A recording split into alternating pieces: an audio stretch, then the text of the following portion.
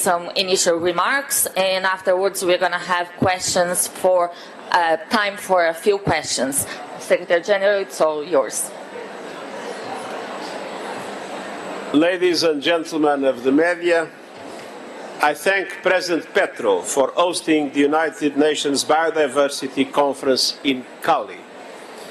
And I congratulate Colombia on the excellent organization of this COP. And I also thank the people of Colombia for their warm welcome. We all felt very much at home. The world has come to Cali to make peace with nature. And let me be clear, we are facing an existential crisis. Temperatures are climbing higher and higher. We are losing more and more species forever. We are poisoning our waters and treating nature as a disposable asset. Human activities have already altered 3/4 of Earth's land surface and 2/3 of its waters. And no country, rich or poor, is immune to this devastation.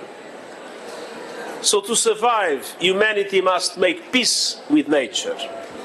We must transform our economic models, shifting our production and consumption to nature-positive practices.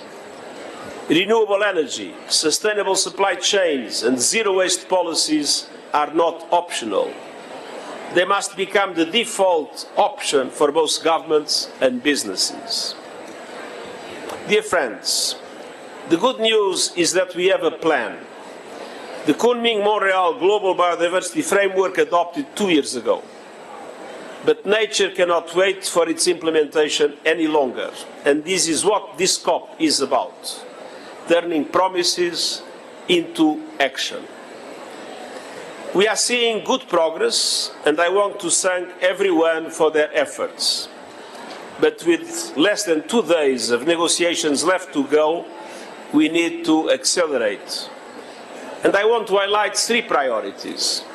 First, Cali must spark a new era for ambitious national biodiversity plans. As of today, a majority of countries have national targets that align with the global biodiversity framework. And I urge every member state to follow suit and align these national plans with their adaptation plans and updated climate nationally determined contributions due early next year. We must also reach an agreement on a strengthened monitoring and transparency framework to ensure accountability and move forward together. Second, we must leave Cali with concrete plans to unlock new funding and share the benefits from the use of generic resources. This means capitalizing the Global Biodiversity Framework Fund, and I thank the countries and regions that pledged an additional $163 million this week. But if we are to deliver the Global Biodiversity Framework in full, we need much more.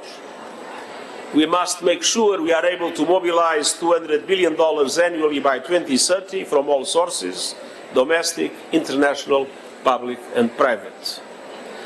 And developed countries must lead the way and provide at least $20 billion per year by next year to support developing countries, in particular the least developed countries and small island states, in their conservation and restoration efforts.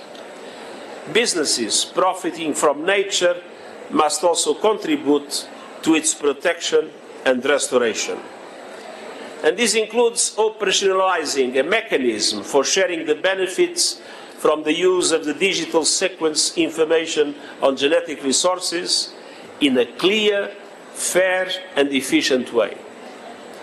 Third, we must recognize, involve and protect those who guard our national heritage. Indigenous peoples and local communities possess vital knowledge of biodiversity conservation. And in this region, people of African descent are key custodians of natural resources. They must all be at the center of our decisions, not only on the sidelines. In Cali, we must agree on the proposal to establish a new permanent body for indigenous peoples and local communities within the Convention on Biological Diversity, ensuring their voices are heard at every step across the work of the Convention. The clock is ticking. The survival of our planet's biodiversity and our own survival are on the line. We don't have a moment to lose. Señoras y señores de la prensa. Ladies and gentlemen of the press, while the world is gathering this